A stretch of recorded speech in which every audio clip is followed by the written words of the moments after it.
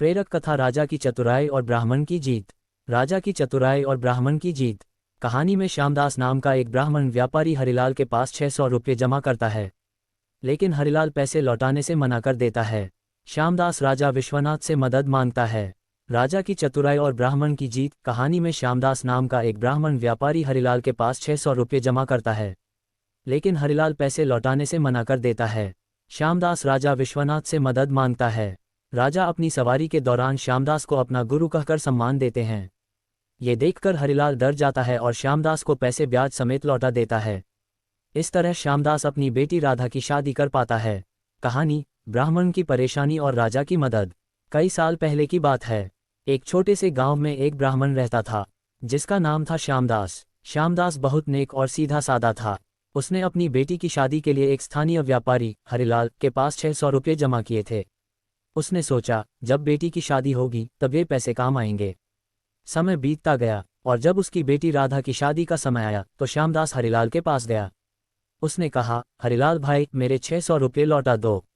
अब मेरी बेटी की शादी का समय आ गया है।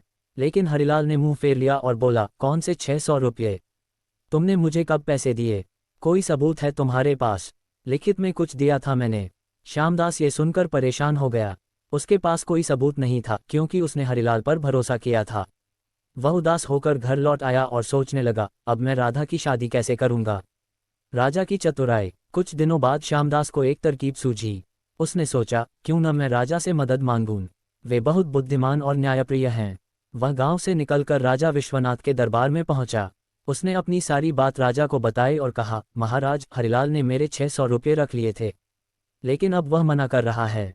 मेरी बेटी की शादी का समय आ गया है, कृपया मेरी मदद करें। राजा ने श्यामदास की बात ध्यान से सुनी और मुस्कुराते हुए कहा, चिंता मत करो ब्राह्मण, कल हमारी सवारी निकलेगी। तुम बस हरिलाल की दुकान के पास खड़े रहना, बाकी हम देख लेंगे। श्यामदास को राजा की बात समझ नहीं आई, लेकिन उसने सिर झुकाकर कहा, जो आज्ञा महाराज। अगले दिन राजा विश्वनाथ की सवारी पूरे गांव में निकली। लोग सड़कों पर खड़े होकर राजा का स्वागत कर रहे थे।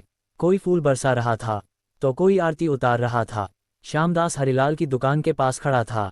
जैसे ही राजा की नज़र श्यामदास पर पड़ी, उन्होंने अपनी बग्घी रोक दी और जोर से कहा, अरे श्यामदास जी, आप यहाँ कैसे? आप तो हमारे गुरु हैं, आइए हमारी बग्घी में बैठिए। श्यामदास हैरान हो गया, लेकिन वह चुपचाप बग्घी में बैठ गया। हरिलाल ये सब देख रहा था। उसने भी जल्दी से राजा की आरती उतारी और मन ही मन सोचने लगा, अरे ये श्यामदास तो राजा का खास आदमी है। कहीं उसने मेरे खिलाफ राजा से कुछ कहा तो मेरा क्या होगा। राजा की सवारी आगे बढ़ गई। हरिलाल की गलती और श्यामदास की खुशी। थोड़ी दूर जाने के बाद राजा ने श्यामदास को बग्घी से उतारा और कहा, ब्राह्मण, हमने तुम्हारा काम कर दिया, अब जाओ, तुम्हें तुम्हारा हक जरूर मिलेगा। श्यामदास ने राजा को प्रणाम किया और एक पेड़ के नीचे बैठकर सोचने लगा कि अब क्या होगा। उधर हरिलाल घबरा गया। उसने अपने नौकर को बुलाया और कहा, जल्दी जाओ, श्यामदास को ढूंढो और मेरी दुकान पर लाओ। नौकर ने श्यामदास को पेड़ के नीचे बैठा देखा और बड़े आदर से बोला, पंडित जी, मालिक ने आपको बुलाया है, प्लीज चलिए। श्यामदास दुकान पर पहुंचा तो हरिलाल ने उसे देखते ही प्रणाम किया और कहा, पंडित जी, मुझसे गलती हो गई। मैंने अपने पुराने खातों को देखा तो पता चला कि आपके 600 रुपये मेरे पास जमा हैं। पिछले 12 सालों में इसका ब्याज भी बन गया है, करीब 15,000 रुपये, और आपकी बेटी तो मेरी बेटी जैसी है। मैं 2,000 रुपये और देता हूँ। आप ये 17,600 रुपये ले लीजिए और अपनी बेटी की शादी धूमधाम से कीजिए। श्यामदास की आंखों में खुशी के आंसू आ गए। उसने हरिलाल को धन्यवाद दिया और पैसे लेकर घर लौट आया। उसने राधा की शादी बड़े धूमधाम से की। सीख।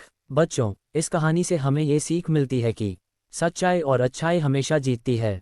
श्यामदास ने हिम्मत नहीं हारी और राजा से मदद मांगी। राजा ने अपनी बुद्धि से हरिलाल को डराकर श्यामदास का हक दिलवाया।